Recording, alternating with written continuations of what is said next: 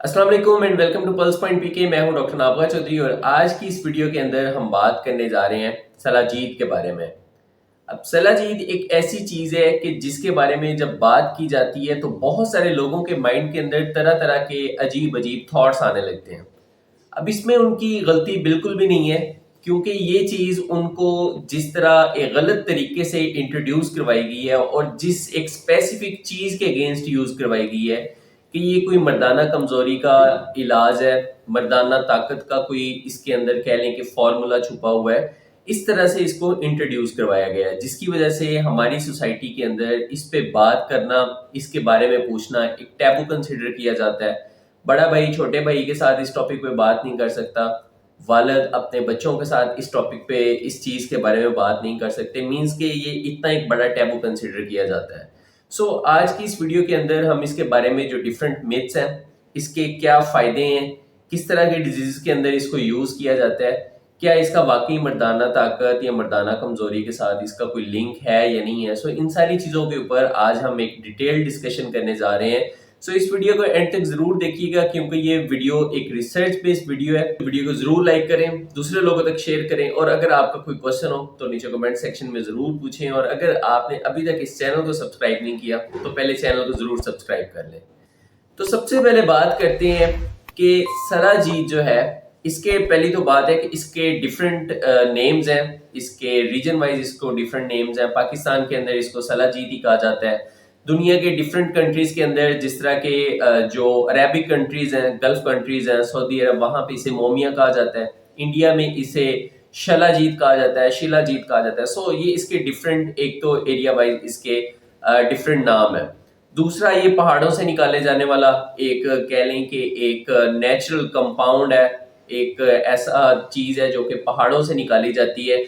इसके बारे में बहुत सारी थ्योरीज हैं। खैर, हमारा आज वो एक टॉपिक नहीं है। हमारा टॉपिक ये है कि हम इसकी जो न्यूट्रिशनल वैल्यू है, इसके अंदर जो कुदरत ने चीज़ें छुपा के रखी हैं, उन चीज़ों के ऊपर हम डिस्कशन करें।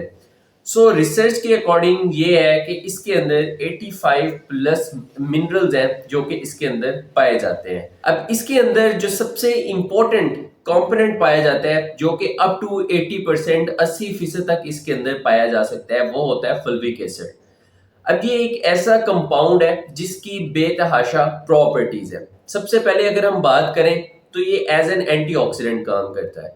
अब एंटीऑक्सीडेंट क्या चीज होती है जो बॉडी के अंदर फ्री रेडिकल्स को खत्म कर रही होती है? आप लोगों के माइंड के अंदर आएगा कि ये फ्री रेडिकल्स क्या होते हैं। फ्री रेडिकल्स ऐसी चीजें हैं जो नॉर्मल सेल्स के डीएनए को म्यूटेट करती हैं, डीएनए के अंदर तब्दीलियां करती हैं। फिर ये जो तब्दीलियों वाला म्यूटेटेड सेल है, ये फर्दर डिवाइड होके ये कैंसर सेल की शक्ल इख्तियार कर लेता है। फ्री रेडिकल्स का बॉडी के अंदर इस टाइप का कुछ रोल है। तो ये एंटीऑक्सीडेंट जो रोल है, ये फ्री रेडिकल्स को खत्म करता है।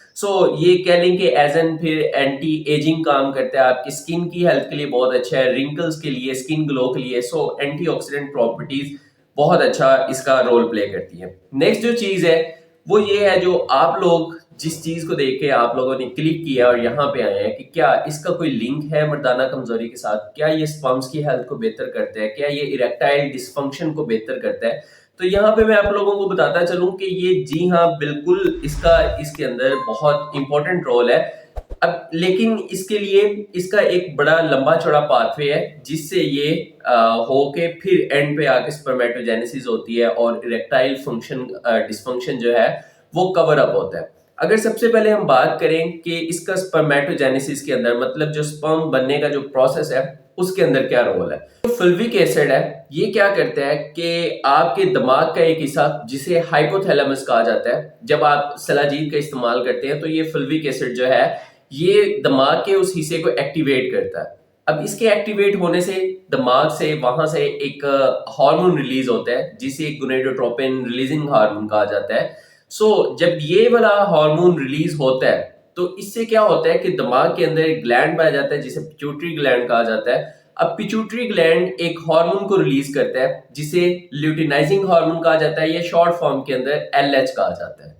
अब एलएच ने क्या करना होता है कि एलएच वहां से निकल के आपके जो टेस्टिस है वहां पे उनके अंदर सेल्स होते हैं जिन्हें लेडिक सेल्स कहा जाता है, ये उनके रिसेप्टर्स के ऊपर आके एलएच अटैच हो जाता है।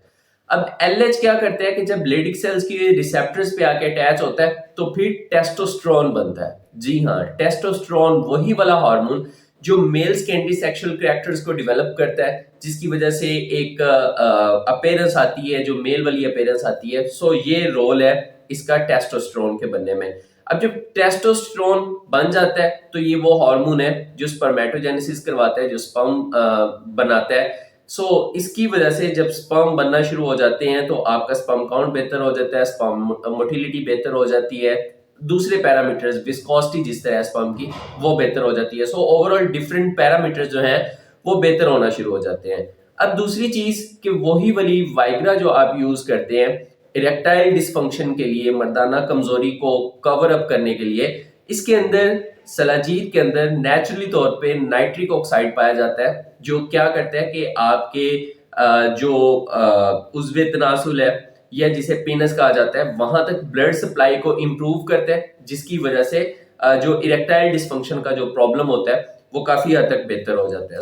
ये वो चीज है जो आप सुनना चाह रहे थे। अब इसके बाद इसकी फर्दर प्रॉपर्टीज की तरफ अगर हम मूव करें तो इसके अंदर जो सेकंड इंपॉर्टेंट कंपोनेंट है वो है ह्यूमिक एसिड। अब ह्यूमिक एसिड का भी डिफरेंट रोल्स है। तो इसका जो पहला रोल है कि ये एज एन एंटी इंफ्लामेटरी काम करता है, और जाहिर सी बात है कि जो जिस्म के अंदर क्रोनिक इन्फ्लेमेशन सारी होती हैं, जिस तरह के आर्थराइटिस के मसले, जोड़ों के मसले, घुटनों के दर्दों के मसले, कमर के दर्द के मसले, ये जो डिफरेंट टाइप की इन्फ्लेमेशन सारी होती हैं ये उस प्रोसेस को डिले करते हुए, इनहिबिट करते हुए एज एन एंटी इन्फ्लेमेटरी काम करते हैं, जिसकी वजह से आर्थराइटिस खास तौर पे फीमेल्स के अंदर अगर देखा जाए तो इसके स्टैट्स हमें ज्यादा देखने को मिलते हैं। इसलिए वो जो एक टैबू है या एक मिथ है कि सिर्फ मर्द हजरात इसको यूज कर सकते हैं, फीमेल्स यूज नहीं कर सकती, ये एक कह लें कि एक गलत बात है। और यहाँ पे एक और चीज बताता चलूं कि जो फुल्विक एसिड होता है वो फीमेल्स की ओवुलेशन को बेहतर करता है, और ओवुलेशन के बहुत सारे ऐसे डिसऑर्डर्स होते हैं, प्रॉब्लम्स होते हैं, जिसकी वजह से फीमेल्स इनफर्टिलिटी हो रही होती है। ओवुलेशन को जब बेहतर होती है, ओवुलेशन की रेगुलेशन जब हो जाती है तो इनफर्टिलिटी काफी हद तक बेहतर होने के उसके चांसेस होते हैं। अब अगर हम बात करें तो इसके अलावा इसके अंदर मैग्नीशियम पाया जाता है। आजकल आपने मार्केट के अंदर डिफरेंट एड्स देखे होंगे, मुख्तलिफ तरह की मशहूरियां देखी होंगी कि मैग्नीशियम ग्लाइसिनेट यूज करें, कमर दर्द, गर्दन दर्द, जिस्म के अंदर जो दर्दें हैं, जोड़ों की जो दर्दें हैं, घुटनों की जो दर्दें हैं वो कवर अप हो जाएंगी। तो वही वाला जो मैग्नीशियम है वो एक नेचुरल वे के अंदर सलाजीत के अंदर पाया जाता है। इसके अलावा जब भी मेल रिप्रोडक्टिव हेल्थ की बात की जाती है तो उसके अंदर एक इंपॉर्टेंट चीज है जिसे जिंक कहा जाता है। अब जिंक से रिलेटेड डिफरेंट इसकी फूड्स भी हैं जो डॉक्टर सजेस्ट करते हैं, जिंक के सप्लीमेंट्स भी हैं। तो ये वो कह लें कि नेचुरल और ऑर्गेनिक प्रोडक्ट है जिसके अंदर जिंक पाया जाता है, जो कि मेल रिप्रोडक्टिव हेल्थ के लिए बहुत इंपॉर्टेंट है। नेक्स्ट आ जाए तो आयरन, इसके अंदर एक अच्छी मिकदार के अंदर आयरन पाया जाता है। आयरन का क्या रोल है कि खास तौर पे फीमेल्स के अंदर आयरन डेफिशिएंसी एनीमिया चल रहा होता है। ये आयरन डेफिशिएंसी एनीमिया को कवर अप करता है, उसको उसके लेवल्स को बेहतर बनाता है। ये उस पर्पस के लिए आप लोग इसको यूज कर सकते हैं। तो अब यहाँ पे आप एक चीज नोट करें कि मेल्स के साथ साथ जो कुदरत ने एक जो चीज बनाई है उसके अंदर बैलेंस बनाया है, उसके अंदर कोई तफरीक कुदरत ने नहीं की कि ये सिर्फ मर्द यूज करेंगे, औरतें यूज नहीं करेंगी। तो उसके अंदर जो चीजें हैं, अब फीमेल्स के अंदर जिस तरह मैंने बताया कि एनीमिया, तो उसको कवर अप करने के लिए आयरन इसमें मौजूद है, वो इसको यूज कर सकती हैं। आर्थराइटिस को कवर अप करने के लिए वो इसको यूज कर सकती हैं। नेक्स्ट अगर हम आ जाए तो एक सिंड्रोम होता है जिसे फटीग सिंड्रोम कहा जाता है। अब इसकी फटीग मतलब नाम से ही पता चलता है कि इसके सिम्टम्स कुछ इस तरह से होते हैं कि हर वक्त एक थकावट का रहना, जिस्म के अंदर दर्दे रहना, और कोई काम करने का दिल ना करना। ये जो है ना, ये फटीग सिंड्रोम की डिफरेंट सिम्टम्स हैं। ये फटीग सिंड्रोम के जो सिम्टम्स हैं, एक रिसर्च के मुताबिक ये उनको 25 to 30% तक फटीग सिंड्रोम के सिम्टम्स को रिलीव करता है।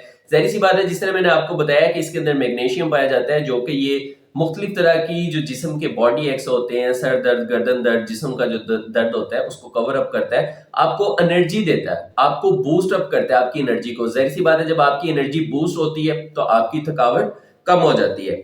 इसके अलावा इसका एक और बहुत इंपॉर्टेंट रोल जो यहाँ पे मैं डिस्कस करना चाहूंगा वो ये है कि इसका हार्ट हेल्थ के ऊपर बहुत कह लेंगे पॉजिटिव रिजल्ट्स है। अब वो किस तरह है कि ये कोलेस्ट्रॉल के लेवल्स को रेगुलेट करता है, कोलेस्ट्रॉल के लेवल्स को इम्प्रूव करता है।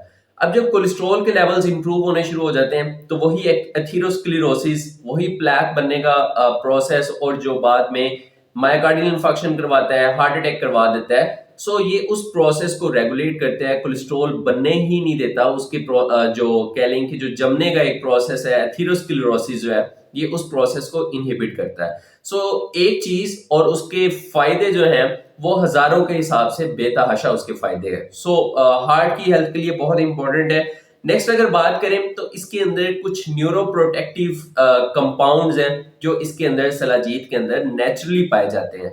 अब न्यूरो प्रोटेक्टिव एजेंट्स क्या कहते हैं कि आपने एक चीज देखी होगी कि अक्सर हमारे बुजुर्गों के अंदर एक विद एज उनके अंदर एक डिजीज डिवेलप होना शुरू हो जाती है कि वो अपनी चीजें रखते हैं और उसके बाद भूल जाते हैं कि उन्होंने फलां चीज किस जगह पे रखी थी।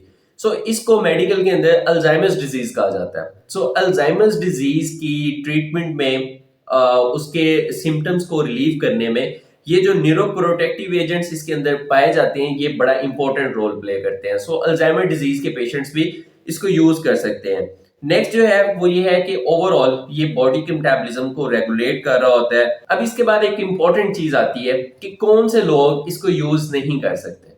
अब प्रेग्नेंट फीमेल्स और लैक्टेटिंग मदर्स, कि वो औरतें जो हामला है या अपने बच्चों को दूध पिला रही हैं, इस पीरियड के अंदर वो इसको यूज नहीं कर सकती। सो ये एक medical based research based knowledge था जो मैंने आप लोगों के साथ शेयर किया, और ये शेयर करना और इस पे बात करना बहुत इंपॉर्टेंट है क्योंकि बहुत सारी ऐसी चीजें जो गलत लोगों की वजह से माशरे के अंदर एक गलत टैबू बन जाता है, उसको गलत कंसीडर किया जाता है, उसके बारे में बात करना बिल्कुल एक कह लें कि गलत उसको माना जाता है। सो ये आज की कंप्लीट वीडियो थी। अगर आप लोगों का कोई क्वेश्चन हो तो कमेंट सेक्शन में जरूर पूछिएगा। अगर आप लोगों को ये वीडियो पसंद आई हो, इससे कुछ सीखने को मिला हो, तो वीडियो को जरूर लाइक करें, दूसरे लोगों तक शेयर करें ताकि उनके माइंड के अंदर जो एक गलाजत भरी हुई है, उनके माइंड के अंदर जो एक मिसकॉन्सेप्शंस भरी हुई हैं, उस चीज को वॉश आउट किया जा सके। This is doctor Nabgha Chaudhry signing off from pulse point PK, and don't forget to subscribe pulse point PK. अस्सलाम वालेकुम।